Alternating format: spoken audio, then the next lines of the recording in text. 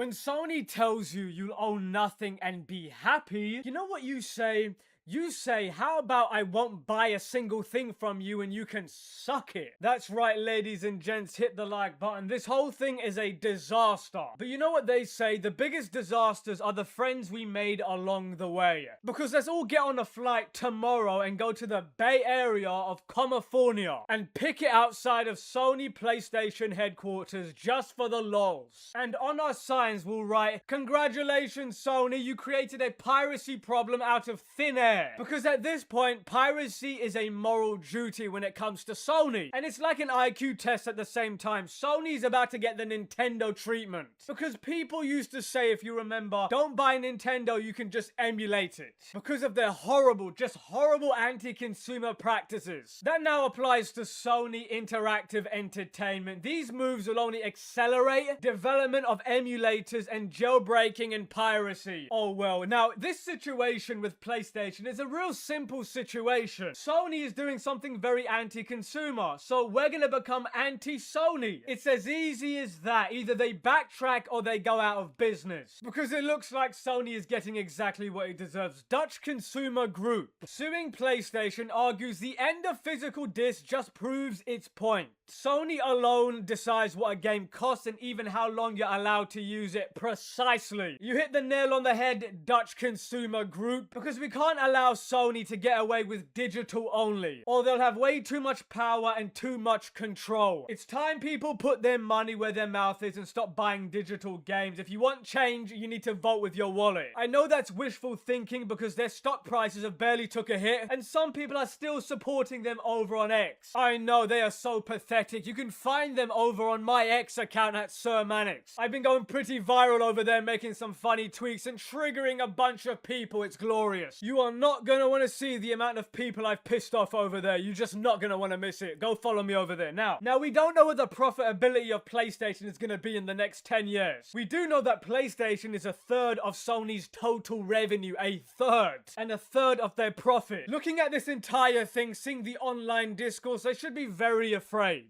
As reported by the WCCF Tech, the Dutch consumer organization Stichting Massaschade Consument now believe it has an even stronger case in its $457 million lawsuit against Sony over the 30% rate it charges on every game sold through the PlayStation Store. A Sony tax that retail games are not subject to. The same retail games that Sony have announced will discontinue in 2028. Isn't that very interesting? The end of physical disc removes the last place where a PlayStation game could still be bought and sold at a competitive price. SM and C Chair Lucia Melchers, oh god, some of these names are crazy, told the WCCF Tech, no disc means no second-hand market and no alternative to the PlayStation Store. So from 2028, Sony alone decides what a game costs and even how long you're allowed to use it. Let me repeat that again. Sony alone decides what a game costs and even how long you're allowed to use it. That should make you very, very afraid. See, there was an interesting chart that was floating around. I might put it on the screen, showing that Sony games almost never decrease in price, but physical copies always do. So this whole thing is just blatant corporate greed. I mean, think about it. All physical copies of games get cheaper over time, but the digital version that you see on PS Store or, you know, the Xbox Store never changes. They keep the prices at the original one for like 5 to 10 years. One of the main selling points, I've said this in a previous video, but when they said digital downloads were supposed to be cheaper because you don't need the brick and mortar store, so they are saving money by keeping it digital because they can inflate the prices as much as they want and there's nothing you can do about it. It's a greedy move and nothing more. That is exactly the harm of our fair PlayStation claim is about. A price can never be fair when the buyer is left with no ownership and no alternative. That's a great point by whoever this is. See, getting rid of physical copies wouldn't hurt that much if they couldn't get rid of your digital quote license so easily. Just like they did with all the movies that people paid for. Over 500 films, Sony, 500. That wasn't very nice, was it? And this is why you should get sued up the arse. This is one of the most despicable things ever. And the thing is, Xbox is removing disc too. Their hands aren't really clean from this whole thing. Their next gen console, I think it's called Project Helix. That thing is releasing without a disc drive. Isn't that great?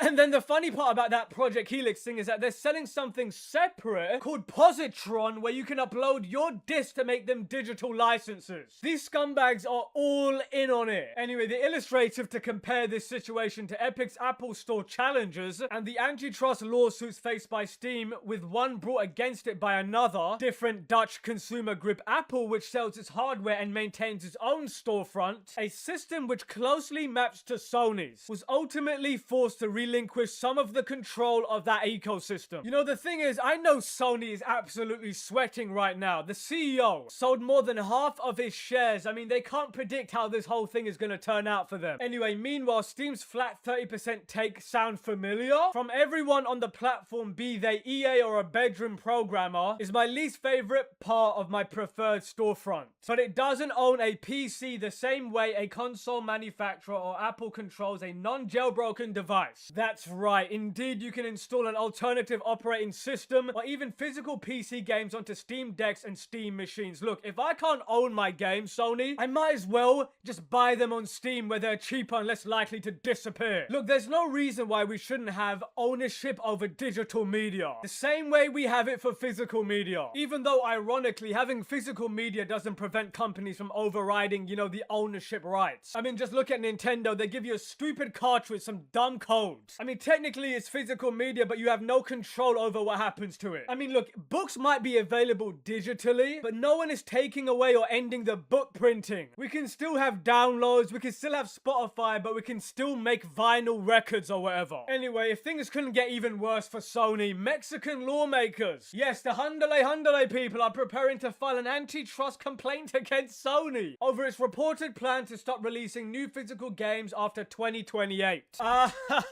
you telling me that at this point Sony will have like lawsuits from every country before the PS6 even launches? One can only hope they go bankrupt before that nonsense comes out. They argue that if the PlayStation Store becomes the only place to buy new PS5 games, Sony could gain too much control over prices and distribution. Yeah, we know, Mexico, we know. The complaint will reportedly be filed by Federal Representative Araiz Reyes and Senator Luis Donaldo Colosio with Mexico's Competition Authority. Before we go on, I just want to say, if you're from South America, let me know in the comments. I thought that don't Mexicans have to pay dollars and not the usual Mexican pesos when they buy their games from the PlayStation Store? If that's the case, if I've got my memory correct and the prices are not regional, then if I was Mexico, I would sue the living out of them. The US dollar is pretty high compared to the standard living wage of a Mexican. You're basically price gouging the people who can't afford the thing in the first place. You're so disgusting. I mean, the only way these people could probably get affordable prices is through the physical format.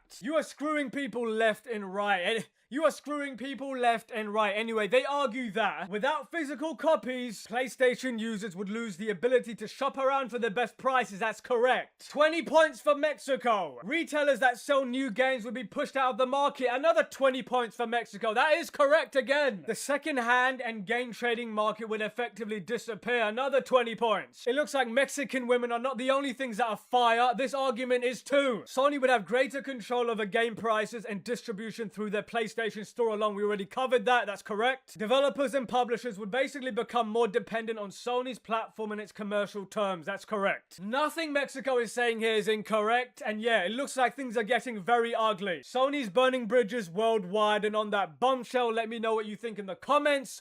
Manix out.